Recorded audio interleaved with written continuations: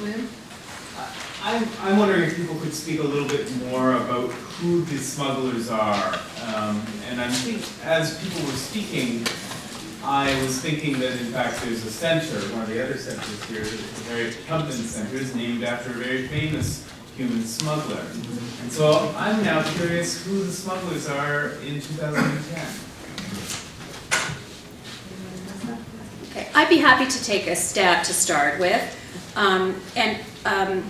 First of all, actually, I wouldn't mind if when you speak you could just introduce yourself so everybody knows who you are, if that's okay. That's a good point. I'm William Payne on Grad Street. Thank you.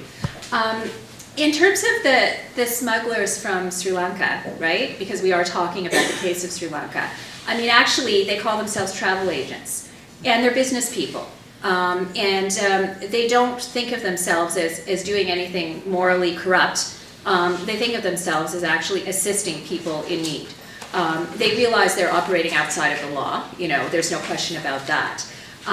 You know, one of the largest smuggling operations in Colombo is run by a man just known as Mr. Big. You know, I don't know much about him. It's a shadowy world. It would be dangerous as a researcher to get too close to that world, both, you know, for me as an individual researcher, but more importantly, for the people I was researching, right?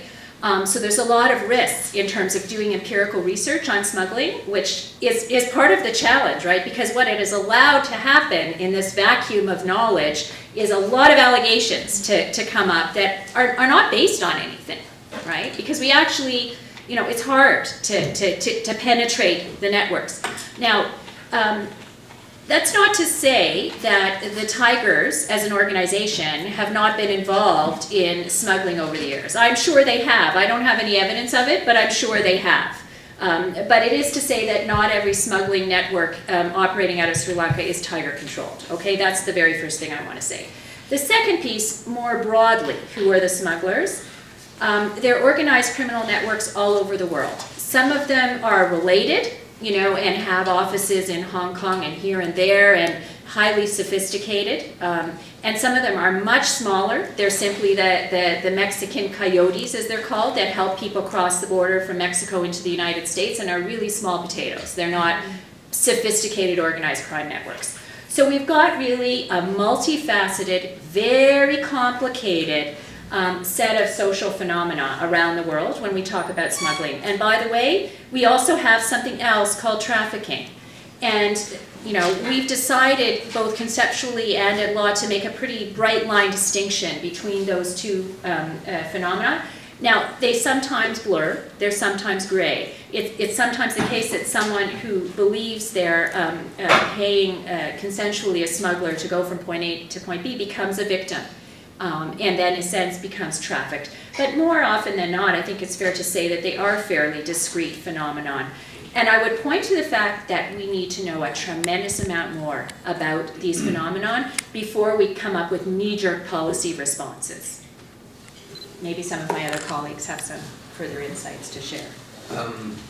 Well, again, this is coming from the interviews taken from CTC members of the refugees, and no one alluded to anyone in particular, or Mr. Big himself.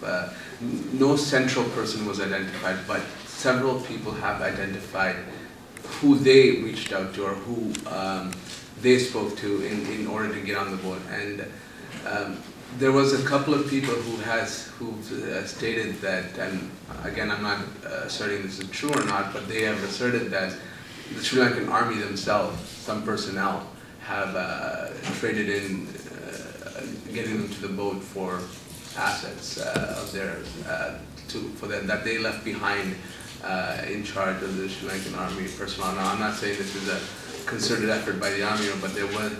So that is a range of sort of agents that are providing sort of these services, but I can't speak to who would centrally be controlling this.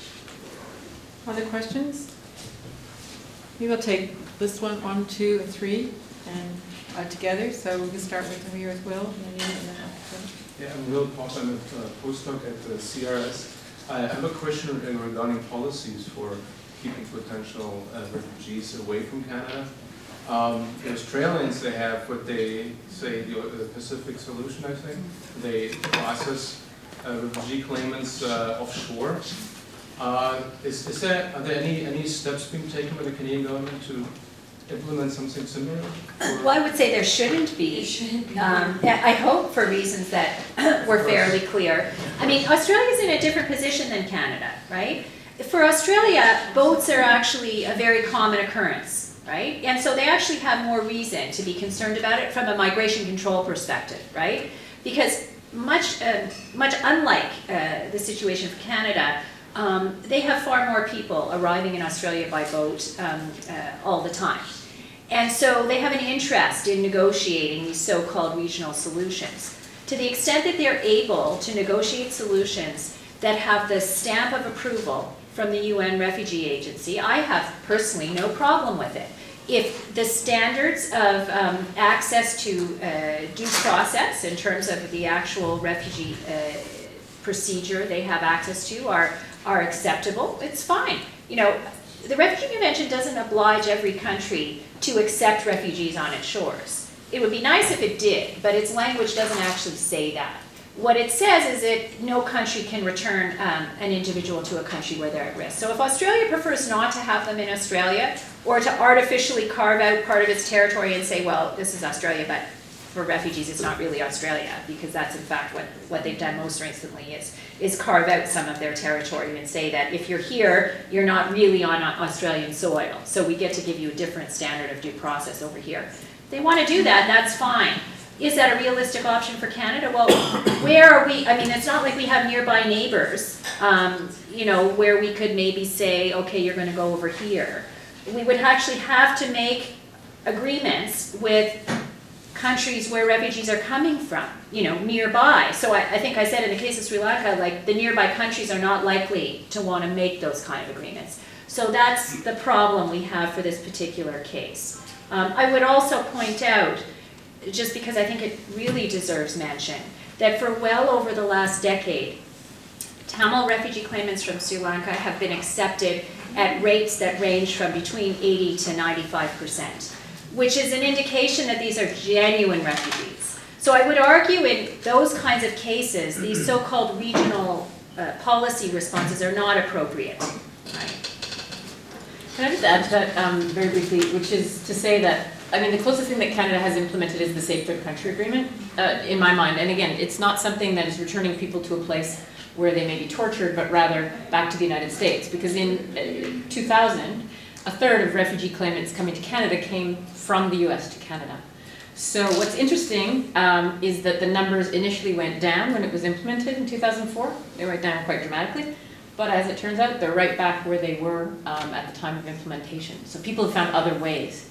And I think that points to something Sherry was saying earlier. You know, you can do the law and order tough, you know, muscly approach, but people adapt, and systems adapt, and smuggling networks adapt. Craig, you want to speak to this? Yeah, I was going to say the Australian example is useful because I may not be quite as open as Sherry to saying what the Australians are doing is fine, because part of it's not isolated. It comes with a bunch of other things they're doing, and that includes maybe the standards of scrutiny of whether these people are or not, and the willingness to find ways to get rid of them is all part of the package. And so that's the problem.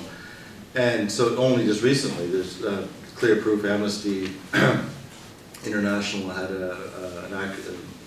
some kind of an alert on it. It was either 2 or 3 returnees from Australia were tortured after returning to being sent back to Sri Lanka. And so that's just an example of how easily it can go wrong if you don't have really scrutinous processes and standards, or maybe if you don't have a presumption in favor of the refugee claimant coming from that kind of country. The second point, though, is all of this bleeds, the refugee claim issue seems to bleed, especially in the Sri Lankan context, into just the simple need of protection issue.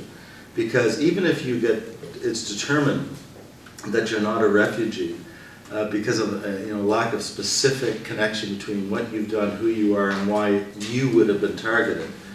The mere fact of making the claim and being sent back to Sri Lanka is enough to trigger risk for many people. The mere fact that you besmirched the name of Sri Lanka by daring to claim that you had a refugee-based fear is enough to put you at risk.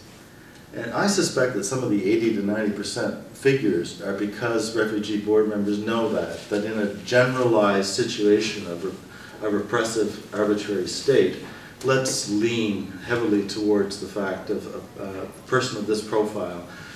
We can't easily assume that they're not a refugee, but it's partly because if they went back, then they would be treated as if in the way that they do have the fear of. So there's a bit of blurring, I think.